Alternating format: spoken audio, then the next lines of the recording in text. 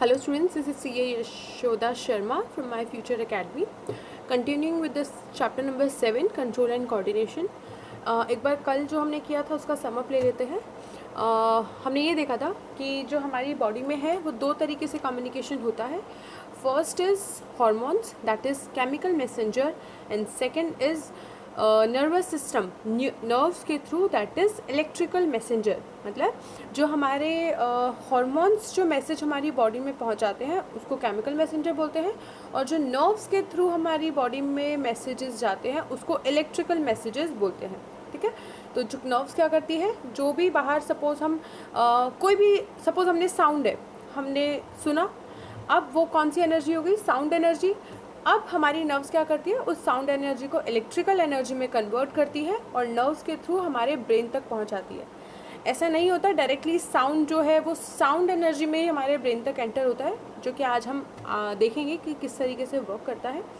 तो इस तरीके से होता है कि हमने टच किया तो वो फील है और वो कन्वर्ट होगी इलेक्ट्रिकल एनर्जी में, अगेन हमारे माइंड तक जाएगी. हमने ये भी बात की थी कि 5 सेंस ऑर्गन्स होते हैं. वो सारे सेंसेस, सभी सेंसेस इलेक्ट्रिकल एनर्जी में, इलेक्ट्रिकल मैसेज में कन्वर्ट होते हैं और फिर हमारे ब्रेन तक जाते हैं. ये हमने कर लिया. फिर हमने देखा था movement in plants, tropic movement, nastic movement, upward and downward, जो कि हम डिटेल में पढ़ेंगे. Coming to next is human brain, which is most important.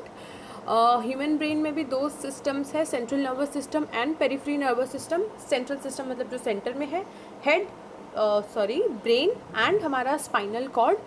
Brain main है जहाँ से सारे मैसेजेस जाते हैं, तो सबसे जो बड़ा कंट्रोल करता है वो है ब्रेन, और जो स्पाइनल कॉर्ड है वो हो गया manager, as a manager act करता है. क्यों?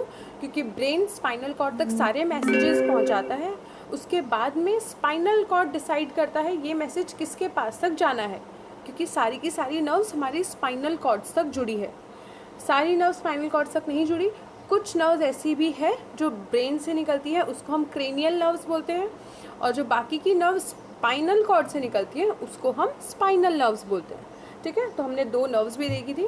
फिर जो पूरा कम्युनिकेशन होता है, पूरा जो ये नर्वस सिस्टम है वो भी दो में डिवाइडेड है, somatic nervous system and autonomic nervous system. Somatic nervous system मतलब जो हमारे सारे वॉलेंट्री मसल्स को कंट्रोल करता है वो हो गया सोमैटिक.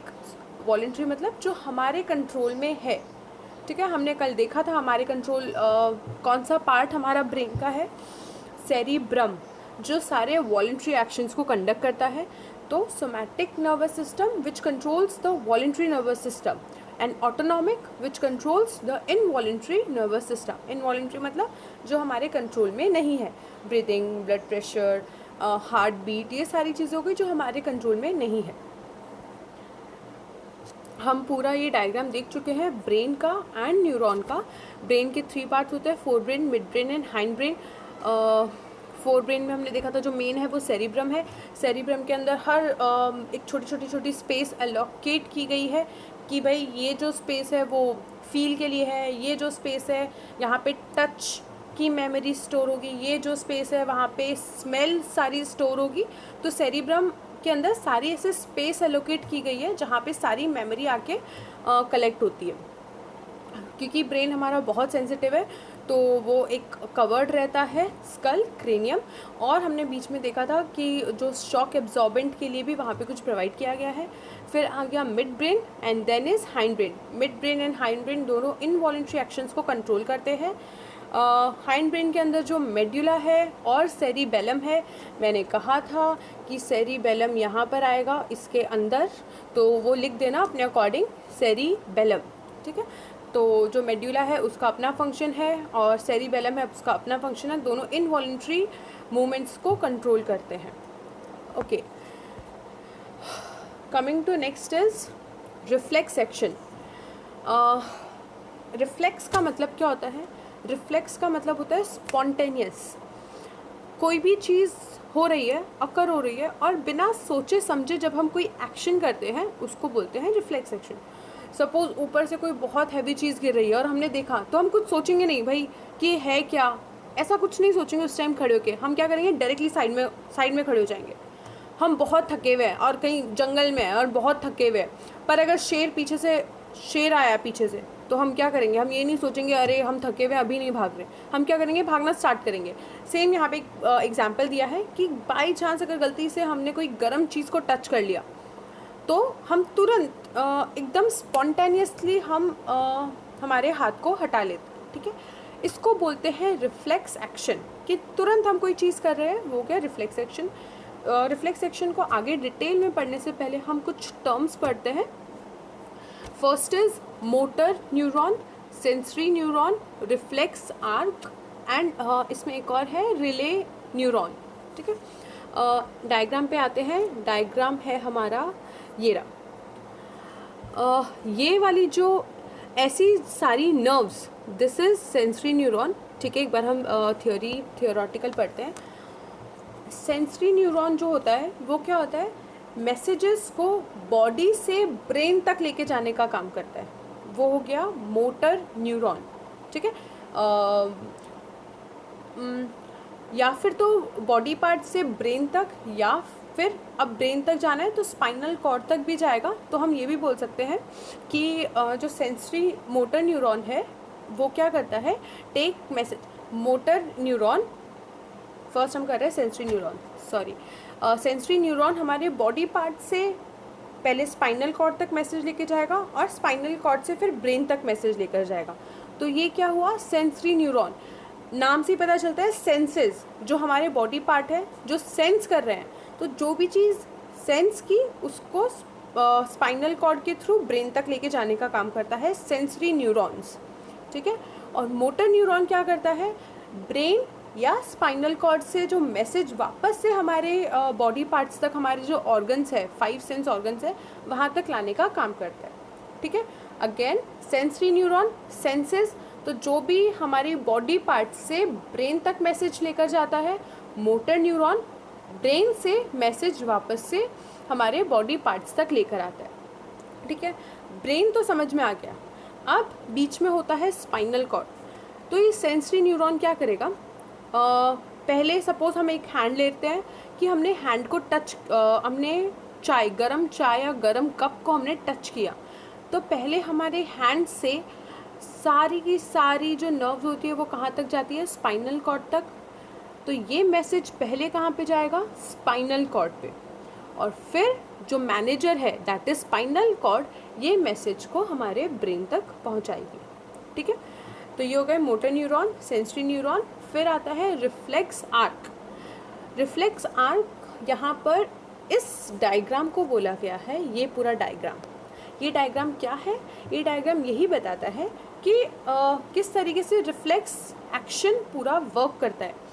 कि हमने सपोज टच किया, ठीक है, ये यहाँ पर है गरम पानी या गरम ग्लास या कुछ भी, तो ये हमने यहाँ पे इसको टच किया, फिर यहाँ से हमारी सेंसरी न्यूरॉन जाएगी हमारे स्पाइनल कॉर्ड तक। यहाँ पर है हमारा स्पाइनल कॉर्ड, दिखेगा नहीं, ये है हमारा स्पाइनल कॉर्ड।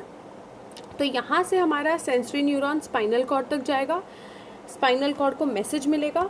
लेकिन अब अगर स्पाइनल कॉर्ड वापस ब्रेन तक इस मैसेज को देगा, तब तक तो बहुत लेट हो जाएगी।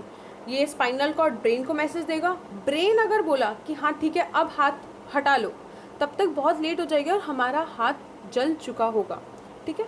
तो इन केस में क्या होता है, ब्रेन ने स्पाइनल कॉर्ड को इतनी परमिशन दे रखी है कि जहाँ पर स्पॉन्टेनियस रिएक्शन लेने होंगे वहाँ पर मैसेज ब्रेन पे आने से पहले ही एक्शन कंडक्ट कर लिया जाएगा।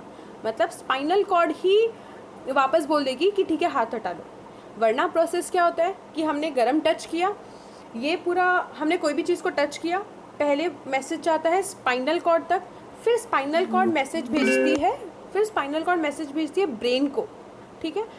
पर जहाँ पर हमें स्पॉन्टेनियस रिएक्शन की ज़रूरत होती है वहाँ पर ब्रेन के पास मैसेज जाने से पहले ही स्पाइनल कॉर्ड हमें मैसेज दे देगी कि हाथ हटा लो, ताकि जो एक्शन है वो स्पीड में हो सके, ठीक है। ये होता है हमारा रिफ्लेक्स एक्शन। तो किस तरीके से होगा हम देखते हैं, थोड़ा जूम कर रही हूँ।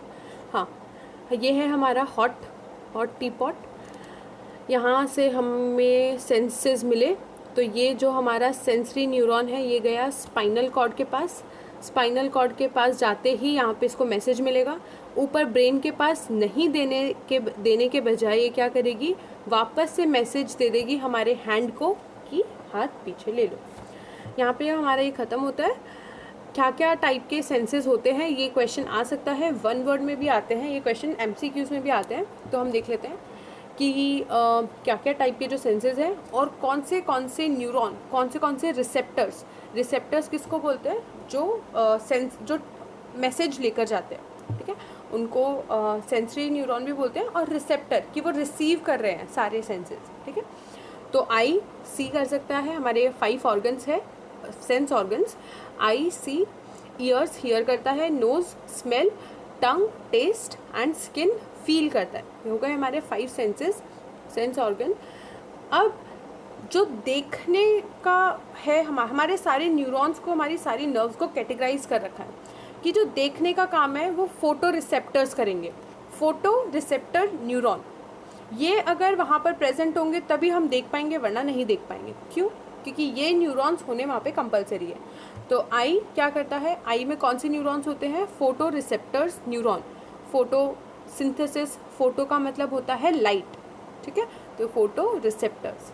ईयर्स के लिए ऑडिटरी रिसेप्टर, ऑडिट सुनना, तो ऑडिटरी रिसेप्टर्स। नोज के लिए है ऑल्फैक्टरी रिसेप्टर्स।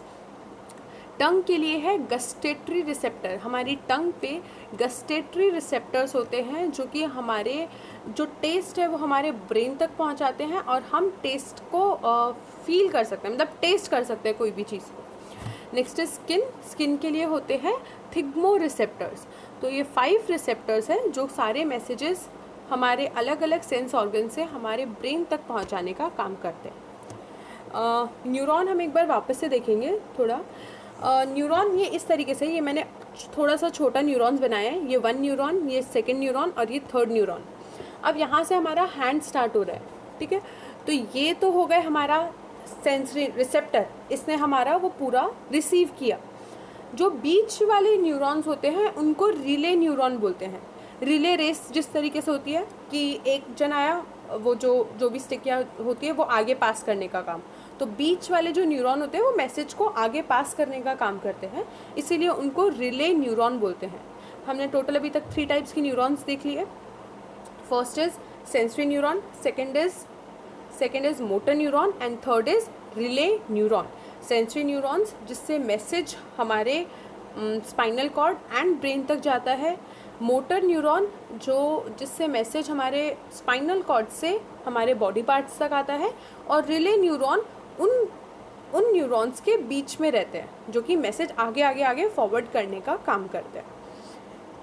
अब मैंने ये जो 3 न्यूरॉन्स है उनके बीच में मैंने इस गैप बनाया है, वो गैप को सिनैप्स या गैप बोलते हैं।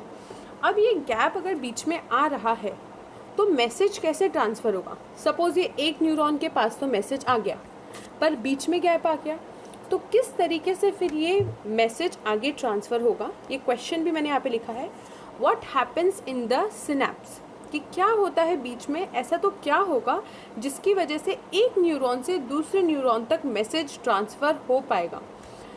मैसेज जो होता है वो इलेक्ट्रिकल फॉर्म में होता है। हमने सी किया, ठीक है, हमने कोई चीज़ देखी, लाइट आई और फिर वो लाइट एनर्जी हमारे इलेक्ट्रिकल एनर्जी में कन्वर्ट होगी। एक न्यूरॉन पे तो कन्वर्ट हो गई, अब 2nd neuron, 3rd neuron, 4th neuron तक कैसे होगा। As the electrical impulses reaches the neuron ending, electrical signal itself create chemical reaction. जैसे ही इलेक्ट्रिकल सिग्नल न्यूरॉन की एंडिंग तक पहुंचता है, जैसे ही हमने यहाँ से वो रिसीव किया, जैसे ही वो यहाँ पर एंडिंग तक पहुँचेगा तो क्या होगा, वहाँ पर एक केमिकल रिएक्शन अकर होता है। Because of that some ions are generated, और इस केमिकल रिएक्शन की वजह से इस सिनैप्स में कुछ आयंस जनरेट होते हैं which carry the signal to the next neuron. अब क्योंकि ये आयंस जनरेट हो रहे हैं तो ये एक एज अ कंडक्टर की तरह परफॉर्म करेगा, और कंडक्टर क्या करता है, इलेक्ट्रिसिटी को पास करता है, कंडक्टर कोई भी कंडक्टर इलेक्ट्रिसिटी को पास करता है। तो जैसे ही यहाँ पर सिनेप्स में केमिकल रिएक्शन होगा, वहाँ पे कुछ आयन्स जनरेट होंगे, जिसकी वजह से एक न्यूरॉन से दूसरे न्यूरॉन तक इलेक्ट्रिक मैसेज पहुँच जाएगा। ये काम भी इतनी फटाफट होता है कि हम जैसे ही हमने कोई चीज़ टच की वैसे ही हमारे ब्रेन को पता चल जाता है। तो सोचो कितना स्पीड में ये काम होता है, हमें पता भी नहीं चलता। पर जेन्युइनली ये सारी चीज़ें हर न्यूरॉन में होती है, केमिकल रिएक्शन हर न्यूरॉन में होगा और इलेक्ट्रिकल मैसेज एक न्यूरॉन से दूसरे न्यूरॉन तक इस तरह कंटिन्यू रहेगा। तो यहाँ पर हो गया हमारा रिफ्लेक्स एक्शन। और उसके बाद हम जो कल करेंगे वो है हॉर्मोन्स इन एनिमल्स। पहले हम हॉर्मोन्स इन एनिमल्स वाला पार्ट कंप्लीट करेंगे, उसके बाद हम करेंगे hormones in plants, movements in plants. तो यहाँ तक का जो भी टॉपिक है, ब्लू क्वेश्चंस है, वो सारे कंप्लीट कर लेंगे।